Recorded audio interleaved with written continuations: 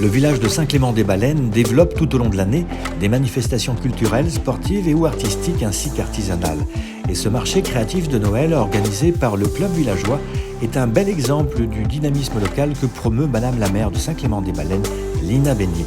Île de Ré TV se devait donc tout naturellement d'aller découvrir ce marché des arts créatifs que nous présente très gentiment Thierry Bréal, vice-président du club villageois. C'est un marché de Noël qui est vraiment centré sur les arts créatifs. Ne serait-ce que pour des problèmes, des raisons de Covid, on a supprimé l'alimentaire. Donc vous avez tous les arts créatifs envisageables, possibles dans les différents stands. On a les arts créatifs, on a une chorale, on a des percussions corporelles, on a des randonnées, tout ça pour essayer de continuer à avoir une vie, même en dehors des fameux sacro-saints mois de l'été. Ça nous paraît important de pouvoir le faire au niveau de Saint-Clément pour pouvoir animer Saint-Clément, mais aussi d'aller chercher des adhérents dans les autres communes de l'île de Ré. On s'était rendu compte que l'année dernière, nous avions fait quelques bougeoirs et ça avait bien plu finalement.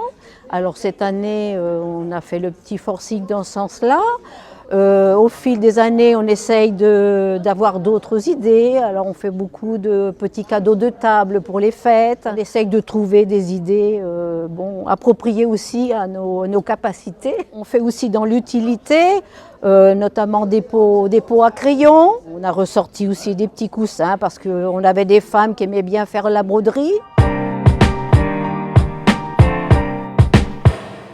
Je suis Nicole Moreau, je suis présidente du club des dentelières du Marais où nous faisons des rencontres tous les 15 jours à Courson. Donc là, je suis en train de réaliser une bande qui va me servir pour faire un petit panier, pour mettre un petit chocolat sur les tables des fêtes. Donc une fois la bande terminée, voilà la réalisation de la bande que l'on a imaginée pour y mettre un petit chocolat. Les reportages d'Île de Ré TV. J'ai créé la cabane d'Anatole il y a 3 ans.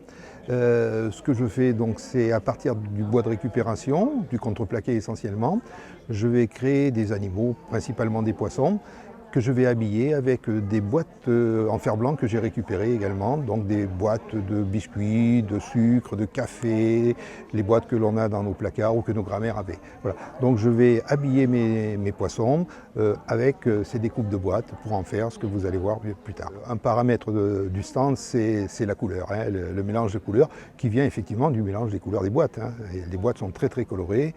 On a des boîtes aujourd'hui de certaines marques, de sardines en particulier, qui sont magnifiques et que je réutilise donc pour créer et pour habiller mes poissons. Bonjour, donc Hermine Ngaizo, donc designeuse et créatrice de bijoux. La création a commencé il y a maintenant 5 ans. Je design les bijoux sur une tablette. Au niveau des matières que j'utilise, on sera sur de l'acier inoxydable, donc hypoallergène. On sera sur du laiton et du laitin au niveau des tiges de nos boucles d'oreilles, qui sont aussi hypoallergènes. Soit ils seront trempés 3 fois dans de l'or 24 carats, soit ils seront trempés dans un bain d'argent. Au niveau des matières premières, on va utiliser le kauri, qui sera une matière emblématique d'Afrique de l'Ouest, qui sont mes origines. Et aussi de la pierre Miyuki, on sera sur des petites pierres semi-précieuses japonaises. En créant donc cette gamme de produits, j'ai voulu faire le lien entre mon pays d'origine, donc la Côte d'Ivoire, et la Charente-Maritime, qui est une terre d'adoption. Bonjour, je m'appelle Brigitte Fontozard, Brisha, nom d'artiste. J'habite Rivedoux. Je suis dans l'île de Ré depuis 25 ans. Je peins également depuis 25 ans. Donc je peins principalement des paysages de l'île de Ré, des oiseaux, sur différents supports, différents formats. Mes petits formats commencent à 7 cm avec chevalet et puis des très très grands tableaux à l'acrylique. Et cette année pour le Noël, j'ai fait des marque-pages sur différents supports, aquarelle, acrylique, sur du papier craft, du collage. Et j'expose tout l'été à Saint-Martin sur le parvis de l'église les mardis et vendredis. Île de Ré TV, l'actualité rétaise. Bonjour, je suis Alain de Touline Île de Ré. Donc je travaille des cordages, je fais des nœuds marins principalement, aussi bien pour des porte-clés que pour de la déco, des poignées de meubles, des cordes de cloche, tout ce qui peut être fait avec des cordages et des nœuds marins de préférence. Donc là je vais vous fabriquer une pomme de Touline à 3 passes, faire ceci. On part avec un cordage simple Dans une pomme de Touline, il n'y a que du cordage, hein. Donc ce sont des nœuds les uns sur les autres. Donc je vais commencer par faire un premier nœud qui va être un nœud en 8, qui est un petit nœud qu'on connaît beaucoup en alpinisme, mais aussi surtout en marine, qui est un nœud d'arrêt en fait. Donc ce nœud d'arrêt, moi je vais le faire tout à l'extrémité. Voilà.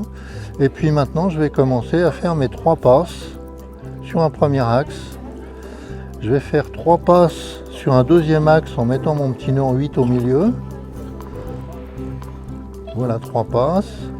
Et maintenant je vais venir faire 3 passes à la place de mes doigts ici, ce qui va verrouiller le nouage.